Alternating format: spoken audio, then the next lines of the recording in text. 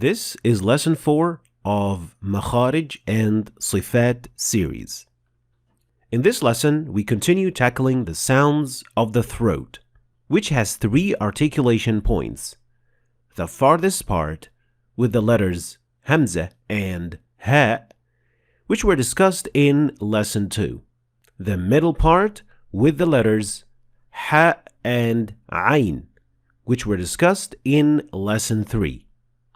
And now, in this lesson, we focus on the last 2 letters coming from the nearest part of the throat, which are Kha and Ghain. So, let's get started. The letters Ghain and Kha are almost identical in how they are produced, with very minor differences. Both of these letters make use of the movement of 2 articulators, or pronunciation organs. First, we make use of the root of the tongue, which is the farthest area of the tongue. Second, we also use the soft palate, and the soft palate is that soft part, which is not bony, located at the furthest area of the roof of the mouth. Both Kha and Ghain need these 2 organs to be properly produced. And since Ghain is produced at a point that is slightly deeper than Kha, we're going to start with Ghain.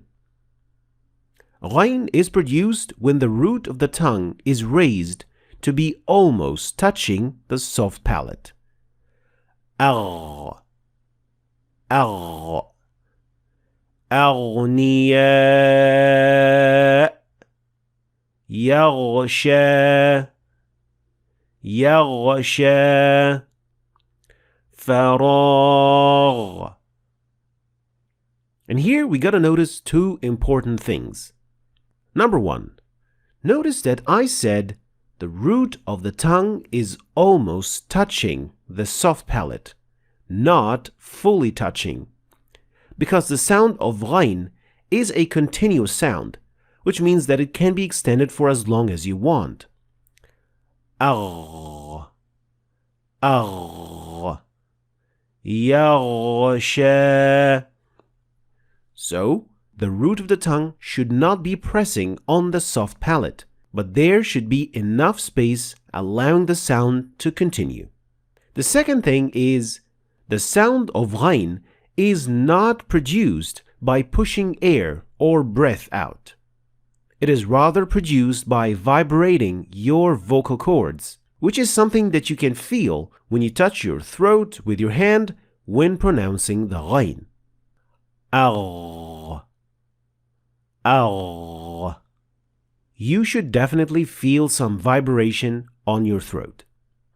So the root of the tongue is raised to the point of almost connecting to the farthest area of the soft palate, producing the Ghain. Now, moving on to the Kha sound, which is the same movement as Ghain with a few differences. So, Kha is produced when the root of the tongue is raised to the point of almost touching the soft palate. Kha is also a continuous sound that can be extended for as long as you want, so there is no complete connection or touching between the 2 organs. But the first difference is the Kha is produced from an area that is slightly after the Ghain, as you can see in this chart. So Ghain is a little bit deeper than Kha.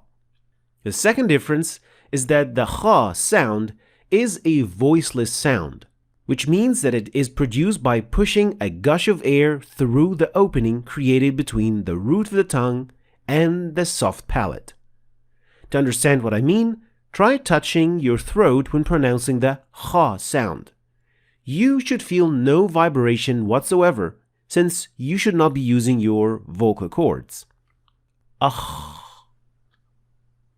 akh. يخرج يخرج.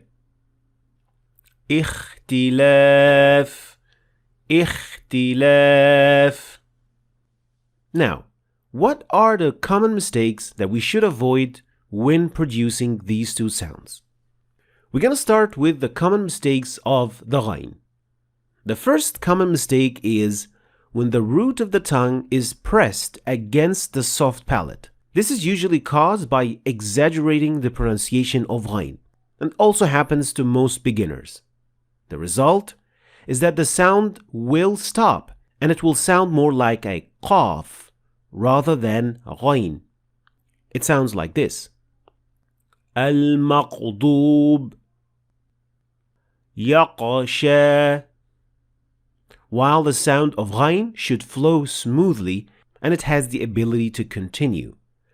Al-maghdoob, yaghsha, yaghsha. The second mistake is if the ghain is followed by qaf.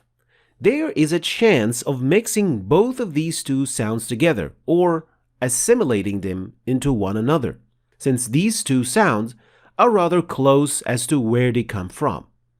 The mistake sounds like this: تُزِغْ قُلُوبَنَا, تُزِغْ قُلُوبَنَا, while it should sound like two separate letters, since these two sounds cannot and should not be assimilated. تُزِغْ قُلُوبَنَا, تُزِغْ قُلُوبَنَا.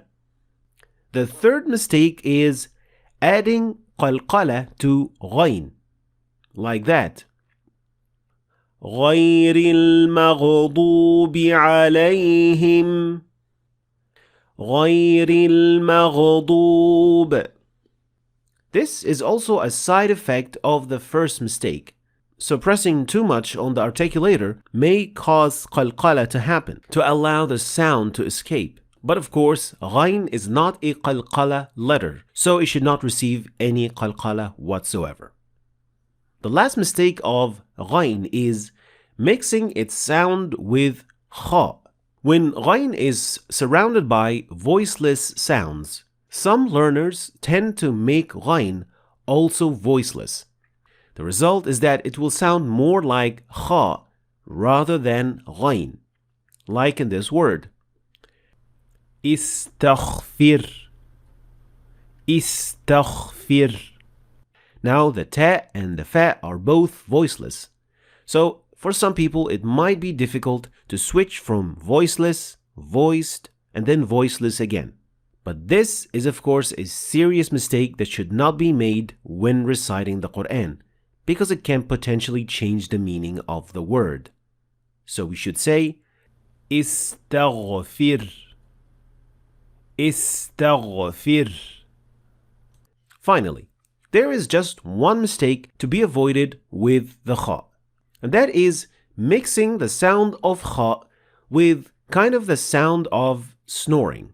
The snoring sound is produced at an area that is much closer to the opening of the mouth rather than the throat. And this mistake is caused by exaggerating the sound of kha way too much. And it sounds like this: يخرج, يخرج, اختلاف, اختلاف. And this is of course not correct, because the sound of kha should come from much deeper in the mouth, in fact from the nearest part of the throat. يخرج, اختلاف. So the throat, as an area of articulation, produces these 6 sounds or letters from 3 articulation points. These sounds might be quite challenging in Arabic because of how deep they come from, which makes it almost impossible to observe the movement of the organs. Next lesson, we'll start with the next area of articulation. Do you know which one it is? Let me know in the comments below. Thanks for watching. If you want to start reading and understanding the Quran in Arabic, then you should start your journey right here. And don't forget to check out my latest book, which goes perfectly with this free course. I'll leave the links for all of them in the description, so check them out. Thanks for watching, and I'll see you next time.